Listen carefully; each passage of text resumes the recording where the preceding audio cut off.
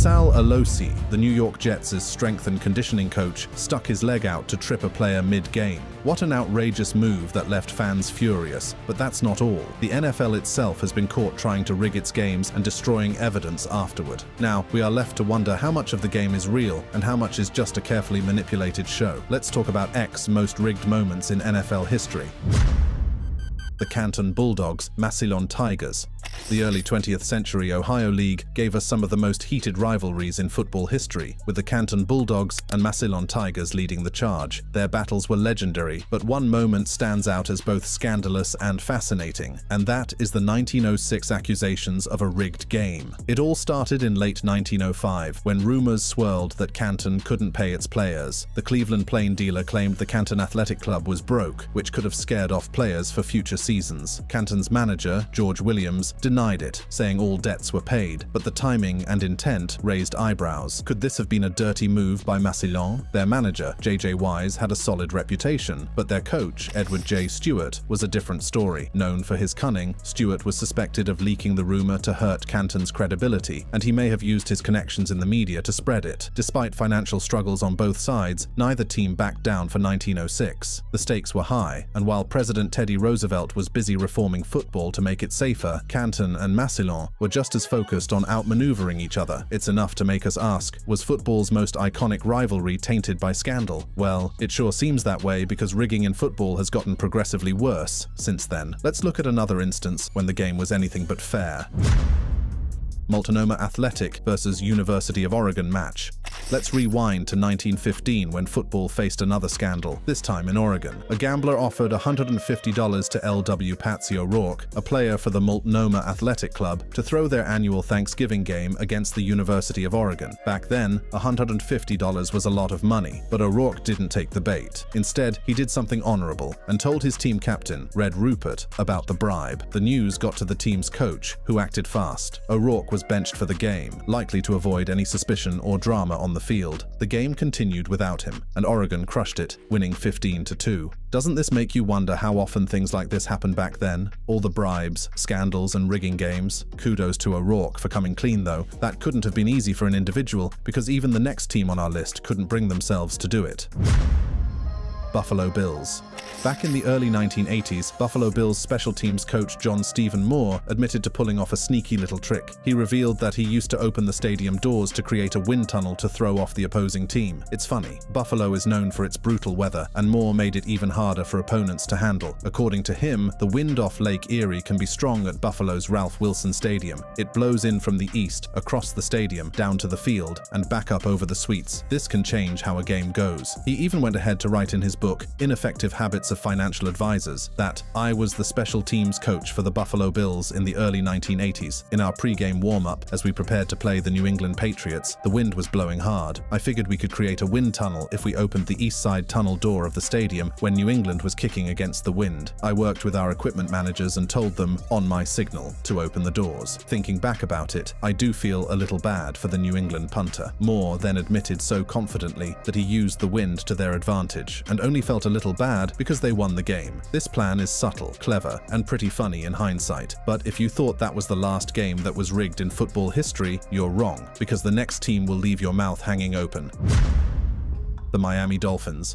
On another rigging incident in NFL history, we have the Miami Dolphins, Tom Brady, and some, tampering and manipulation. In 2022, the NFL punished the Dolphins for breaking the rules. They took away 2 draft picks and suspended team owner Stephen Ross after finding out the team had improper talks with Brady and the agent of former Saints coach Sean Payton. It's not as simple as it sounds, I promise. The investigation, led by Mary Jo White and a team of lawyers, revealed the Dolphins violated anti-tampering rules 3 times. They talked to Brady while he was still with the Patriots and later when he was with the Buccaneers. They also contacted Payton's agent while he was still under contract with the Saints. About the tanking rumors, while they didn't prove the Dolphins intentionally lost games in 2019, they found that Ross suggested focusing on draft picks over winning. Not a good look, and when I say the NFL wasn't happy about this, I'm downplaying the situation. The punishment was that Miami lost their 2023 first-round pick and 2024 third-round pick. Ross got fined $1.5 million and was suspended for 6 games. This is another reminder that bending the rules in the NFL doesn't pay. Or does it? Perhaps it does, because it gets progressively worse as we go on. These teams will do anything to win, and the New England Patriots proved this. New England Patriots.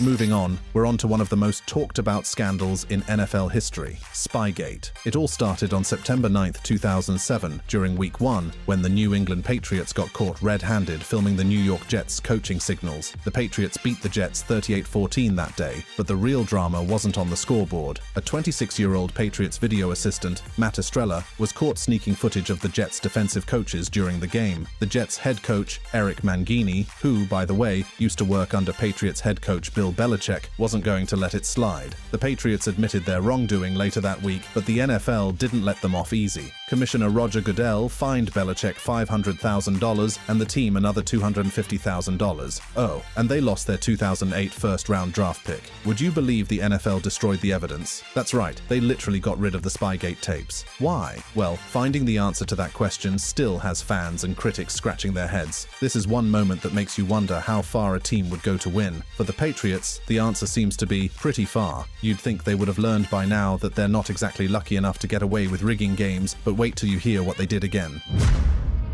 New England Patriots 2.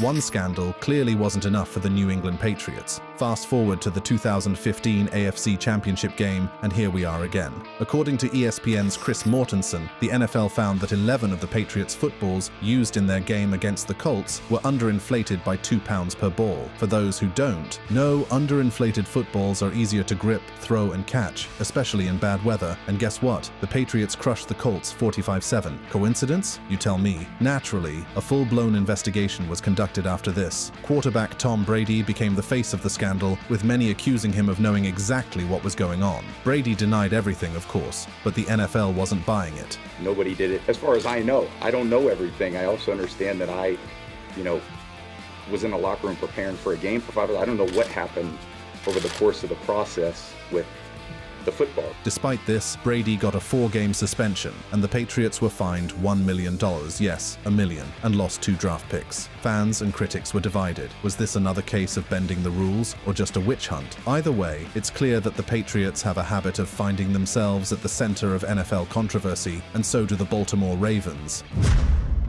Baltimore Ravens. The controversy this time features none other than the legendary Baltimore Ravens linebacker Ray Lewis. Back in 2013, just before the Super Bowl, a report surfaced claiming Lewis tried to use a banned substance to recover from his torn triceps. And not just any banned substance, this one involved deer antler spray.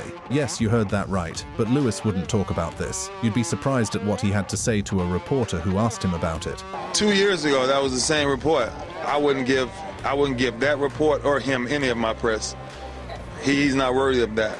Next question. According to Sports Illustrated, Lewis allegedly contacted Mitch Ross, the owner of a company called SWATS, Sports with Alternatives to Steroids. Ross reportedly recommended various treatments, including the infamous deer antler spray, which contains IGF-1. For context, IGF-1 is a hormone that helps with muscle growth and recovery. It's banned by the NFL and pretty much every major sports league. This wasn't the first time deer antler spray made headlines either. In 2011, former NFL player Heath Evans admitted to using it, and the league even stepped in to stop former Raiders coach Hugh Jackson from promoting it. Lewis denied everything and brushed it off as a non-story, but then again, the timing, right before the biggest game of the year. I'll let you answer that. Whether you believe Lewis or not, you'll agree it's a pretty weird chapter in NFL history. Now, let's open the next chapter.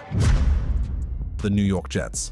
So here's an interesting one for you. Remember Sal Alosi, the Jets' strength and conditioning coach? Back in 2010, he decided to take home field advantage to another level, and not in a good way. During the third quarter of a game against the Dolphins, Miami defensive back Nolan Carroll was sprinting down the sideline as the gunner on a punt. Then Alosi, who was standing on the sideline, stuck out his knee and tripped him. Yes, you heard that right. The coach, whose job is literally to train players, tried to sabotage one. Carroll flew and rolled for about 10 yards. The whole thing was caught on camera because of course it was, and Alosi quickly apologized. He called it a mistake. A mistake?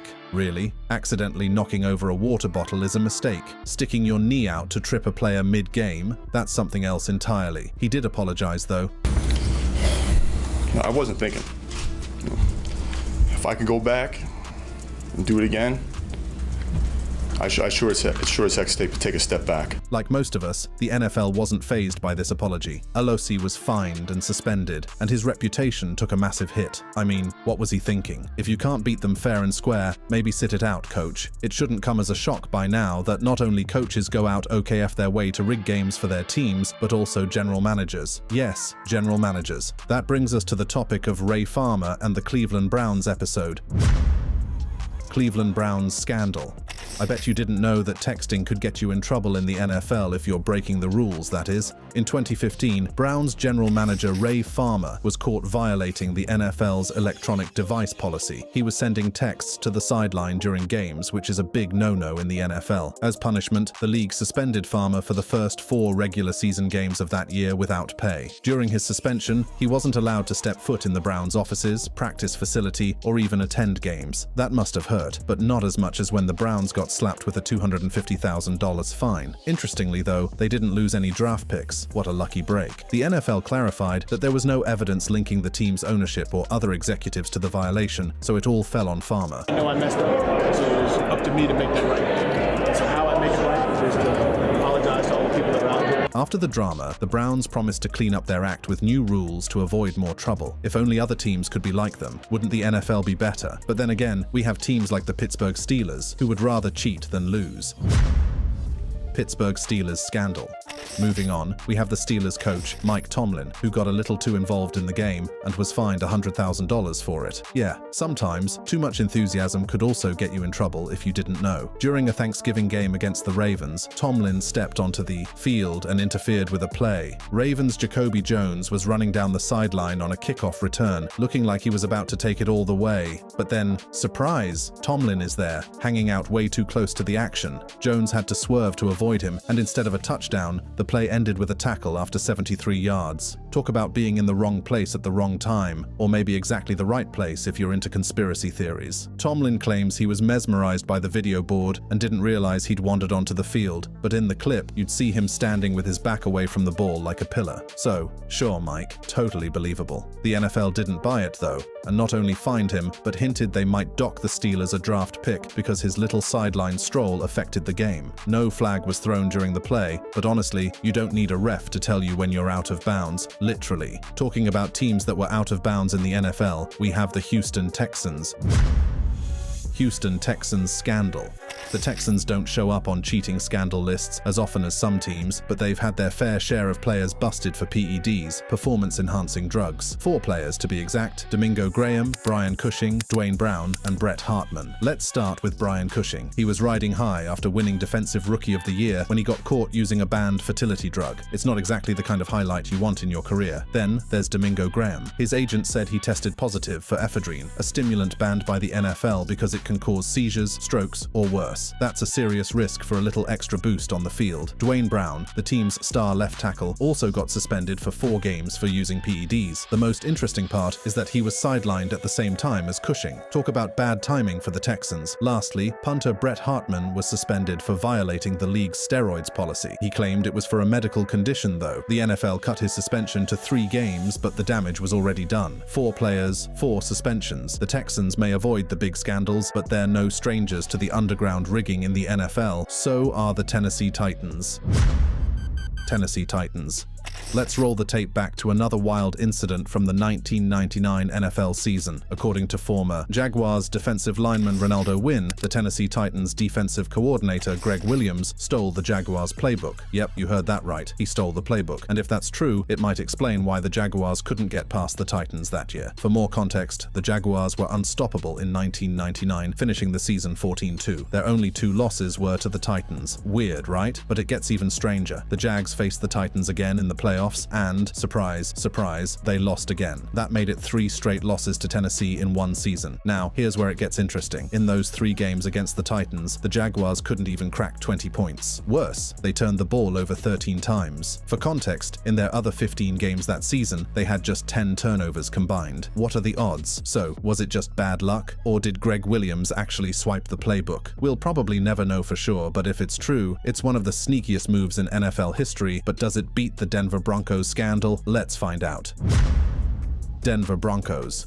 Looks like the Spygate scandal didn't stop with the Patriots. In 2010, Steve Scarnecchia, the Broncos video director under coach Josh McDaniels, was caught filming the 49ers walkthrough practice before their game in London. The clip was 6 minutes long. Still, the Broncos lost anyway and had their worst season in 2 decades. Of course, this brings back memories of the Patriots' original Spygate scandal. In 2007, New England got busted filming Jets sideline signals. That earned Bill Belichick a $500,000 fine and cost the Patriots their 2008 first-round draft pick. Later, rumors circulated about them filming walkthroughs before their first Super Bowl win in 2002. The NFL claimed there was no evidence, but come on. Did you really think they'd let a scandal like that ruin the league's shiny image? Fast forward to McDaniels in Denver, who, by the way, was on that Patriots staff. He only got a measly $50,000 fine for this new mess and insisted he had no idea what was happening. Sure, Josh, the bottom line is that the NFL's penalties for cheating are laughable. It's clear the league's top priority isn't integrity,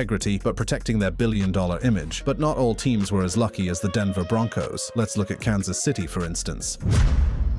Kansas City Chiefs.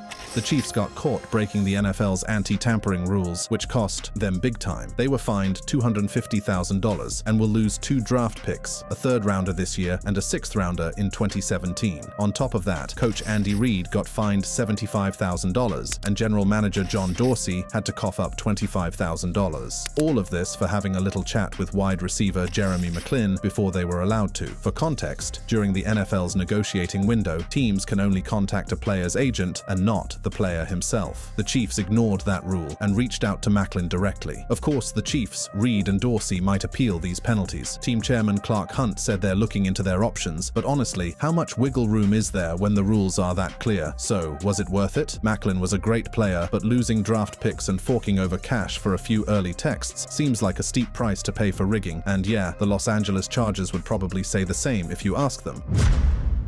Los Angeles Chargers. The NFL fined the San Diego Chargers a $20,000 fine for not handing over some towels during their October 15th game against the Broncos. Yeah, you heard that right. Towels. It turns out that the league suspected they were using Stickum towels. I'm sure you're wondering why a towel is so important to the NFL. Stickum towels are the secret weapons for better grip. In a game where holding onto the ball can make or break a play, these towels could give players an edge, like catching a pass or avoiding a fumble when it matters. Now, after investigating, the NFL decided the Chargers didn't actually break any competitive rules with the towels, but the Chargers fumbled when they stalled the officials and even tried to hide the towels. So, while they dodged a bigger penalty, they still got fined for not cooperating. The league clarified that when an official tells you to do something, you do it. It's not rocket science, just basic fairness. Honestly, $20,000 feels like an expensive reminder to follow the rules, but maybe stop being shady next time. You'd think that these teams would have learned this by now, but wait till you hear about the New York Giants. New York Giants. The NFL handed the New York Giants a $150,000 fine, and head coach Ben McAdoo got tagged with another $50,000. Why? Walkie-talkies. Yep, McAdoo was caught using one during their 10-7 win over the Cowboys in Week 14, and apparently that's a big no-no in the NFL rulebook. McAdoo didn't even have anything to say about this. He was practically speechless, but I bet he lost his tongue when the league decided to mess with their draft pick for 2017. Their 4th-round pick got bumped to the back of the round after any compensatory picks, but it won't drop more than 12 spots. Kind of like a slap on the wrist, but it still stings. McAdoo claimed his headset was acting up, so he grabbed a walkie-talkie to talk to Eli Manning. They only used it for 4 or 5 plays, but even that is enough to break the rules. This is because walkie-talkies don't shut off like headsets when the NFL's cutoff switch kicks in, and the league takes this stuff very seriously. Honestly though, getting fined more than some people make in a year for using a walkie-talkie is funny, but rules are rules. Philadelphia Eagles. The Eagles didn't just lose their match with the Seahawks. No, they walked off the field with people calling them cheaters. Again, I mean seriously, is it even an NFL season if someone isn't accusing Philly of bending the rules? Remember last year's drama with Jake Elliott and the field goals? Well, now there's another episode. Here's what happened. In the second quarter, with the Eagles up 10-0, they lined up for their quarterback sneak. But before the snap, the refs threw flags and hit Jason Kelce with a false start penalty. And when they checked the replays, there it was. Kelce moved the ball forward before snapping it. Of course, the internet jumped on it. Dov Kleiman, a big NFL voice on X, posted a clip and pointed out this isn't new. Apparently, The Athletic reported on this same sneaky move last season. Kelce has a habit of nudging the ball forward on these plays, and it's been slipping under the radar. So, is this a genius-level strategy or just plain cheating? You decide, but before that, let's look at the Green Bay Packers. Green Bay Packers. In 1921, the Green Bay Packers got into trouble for using college players under fake names in a non-league game against Racine. The game, played on December 4th in Milwaukee, was hyped as a state championship, but ended in a 3-3 tie. After the game, reports surfaced that Green Bay used Notre Dame players who were still eligible to play college football, breaking the rules. The Packers had joined the NFL, then called the APFA, in August 1921 and played their first official game in October. Before that, they'd already played 4 non-league games with local players and a few recruits. To compete with tougher teams, they brought in experienced pros, including some of Curly Lambeau's old Notre Dame teammates. By November, Green Bay was struggling to field a full team. For big games in Chicago, they had to practice there because their players were spread out across the Midwest. Rumors claimed Racine also used ringers in the December game, but the Packers got caught. Notre Dame punished the players, and the NFL kicked Green Bay out in January 1922. However, Lambeau fought to get the team back, and they rejoined later that year. Now, while many teams have gone all out to rig games, and some are still learning the ropes, there are some teams who have made it to the middle, and the Minnesota Vikings are one of them. Minnesota Vikings. According to YourTeamCheats.com, the Vikings rank 19th in the league for cheating. Not great, but not terrible either. They're pretty average when it comes to bending the rules, which I guess is something. Now, in 2008, when Brett Favre was retired but technically still under contract with the Packers, the Vikings got accused of tampering by talking to him. The Packers filed a complaint, but the NFL commissioner stepped in and called the conversations innocent. There was no punishment for the Vikings, so they got off clean on that one. Then there's the whole bounty thing. It's a touchy subject for a lot of Vikings fans. Even Chris Carter, one of their all-time greats, admitted to putting bounties on players who took cheap shots at him. I'm guilty of bounties. I mean, first time I ever admitted it, but I put a bounty on guys before. The guy tries to take me out, the guy takes a cheap shot on me, I put a bounty on him right now. Well, there you have it. So, while the Vikings are far from the worst offenders in the NFL, they're not squeaky clean either, and so is the last team on our list, the Washington Commanders. The Washington Commanders.